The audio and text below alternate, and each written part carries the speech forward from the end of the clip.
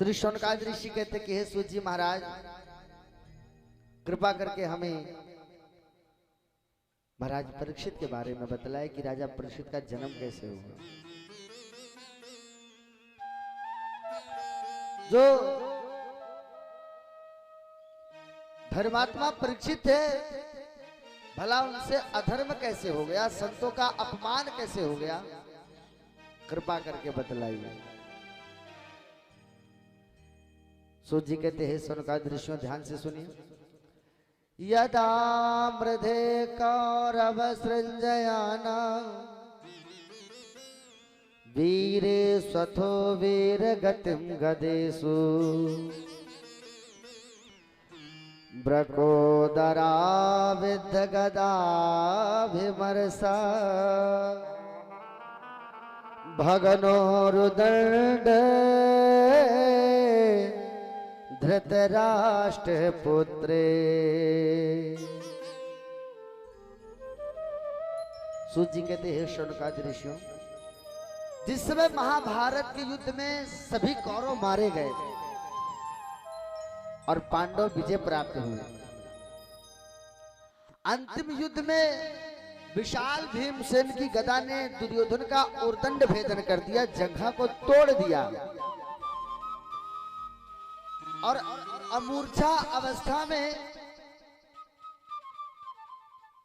कौरवों को छोड़ करके पांडव अपने शिविर भवन में आए और उस कुरुक्षेत्र के मैदान में अनेकों अनेक लाश बिखरे पड़े हुए थे। आकाश में तमाम गीध मंडरा रहे थे, जो गीध जहां चाहते वहीं पर जाकर के बैठ जाते। कई गीध तो दुर्योधन का मृतदेह समझ करके आते और दुर्योधन भगाते भगाते अत्यंत संतृष्ट हो रहा है। उसी क्षण कुरुक्षेत्र के मैदान में अश्वत्थामा आया। अश्वत्थामा ने जब ये दुर्दशा देखी तो विकल हो गया। दुर्योधन के पास आया, बोला मित्र, मैंने तुम्हारा वह राज वैभव देखा, वह संपन्नता देखी, और आज ऐसे उस महापुरुष की ये दुर्दशा, ये हाल।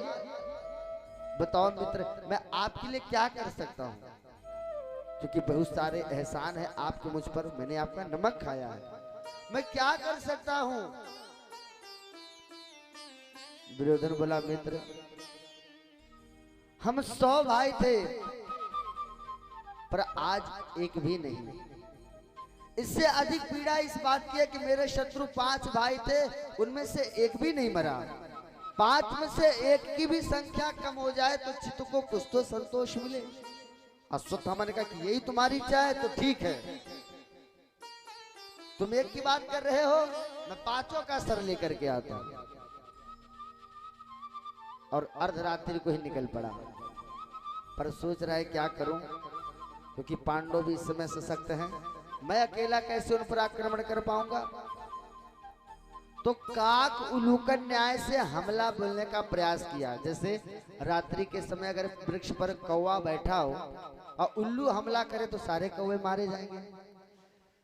तो पांडव भी इस समय सभी सशक्त हैं, सावधान है, मैं अकेला क्या कर पाऊंगा, इसी विधि से इन पर आक्रमण करूंगा।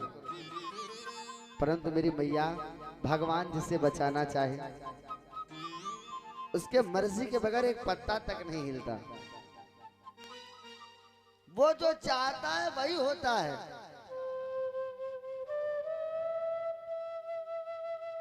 आज भगवान पांडवों से बोले, भैया विजय की प्रथम रात्रि है, चलो धूमधाम से उत्सव मनाते हैं। और पांडव के सुनी सैया पर आकर के पांडव पुत्र सो गए, जो 5 पांडवों के द्वारा ही उत्पन्न हुए थे।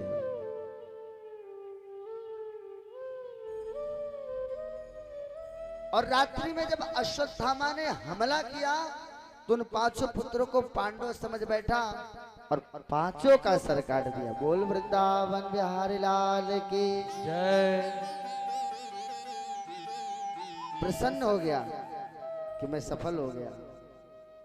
पांचों का सर लेकर के आया। मित्र दुर्योधन देखो देखो तुम ये की बात कर रहे थे, मैं पांचों का सर लेकर आया हूं। दुर्योधन भी बड़ा प्रसन्न हुआ, पर जब गौर से देखा तो पहचान गया, अरे अश्वत्थामा ये पांडव नहीं, ये पांडव पुत्र है, इनसे मेरा क्या भय। इनको मार करके तूने हमें पानी देने वाला भी नहीं छोड़ा। इतना कहकर दुर्योधन का भी प्राणायाम था।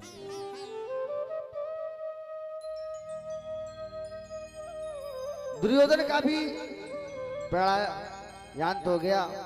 अब अश्वत्थामा घबराया कि अगर पांडव जीवित है तो वो मुझे छोड़ने वाले नहीं, वो मुझे जिंदा छोड़ने वाले नहीं। और इधर जब मैया द्रौपदी को पता चला तो छाती पीट पीट के रोने लगी। माता शिशु नाम निधनम सुतानाम निशम्य घोरम परितप्यमाना तदा रुदद्भास्म कला कुलाक्षी ताम स्वान्नाह किरीटमाली। छाती पीट पीट के देवी द्रौपदी रो रही है। द्रौपदी की इस व्यथा को देख करके अर्जुन कुपित हो गए। क्रोध में भरे अर्जुन ने गांडीव उठा करके प्रतिज्ञा कर ली कि देवी द्रौपदी दुखी मत हो, जिस दुष्ट ने यह दुष्कर्म किया है उसे मैं तुम्हारी आंखों के सामने ला करके मृत्यु दंड दूंगा। यह अर्जुन की कठोर प्रतिज्ञा है। और ऐसा कह के अर्जुन भगवान द्वारिका के साथ रथ में बैठ करके अश्वत्थामा का पीछा किया। अश्वत्थामा जान गया कि अर्जुन मुझे छोड़ने वाला नहीं,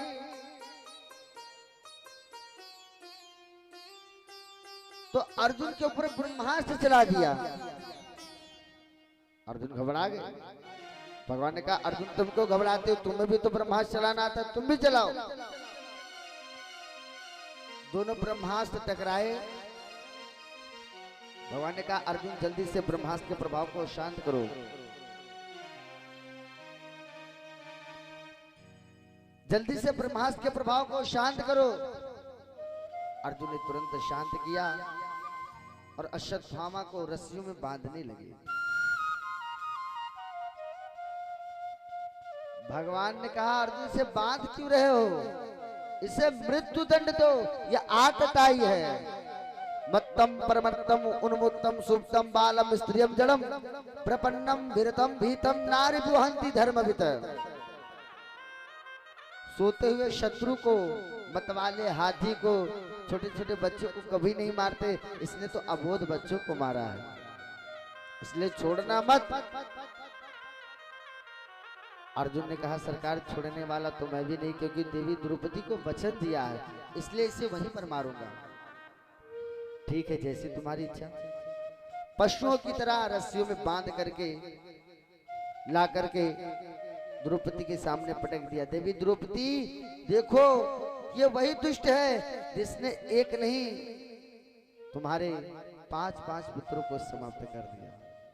और जो द्रौपदी की दृष्टि अश्वत्थामा पर पड़ी, तुरंत खड़ी हुई और दौड़ करके आई और अश्वत्थामा के हाथ की रस्सियां खोलने लगी। मुच्यता मुच्यता में सा ब्राह्मणो नितराम गुरु।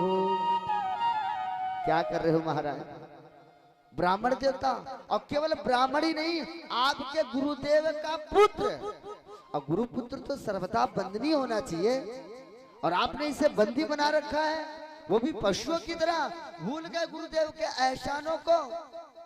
अरे जिन गुरु द्रोणाचार्य ने आपको अपना परम शिष्य मान करके धनुर्वेद के जितने रहस्य वो सब तुम्हें बतलाए। सरहस्यो धनुर्वेद सविसर्गोपसंयम।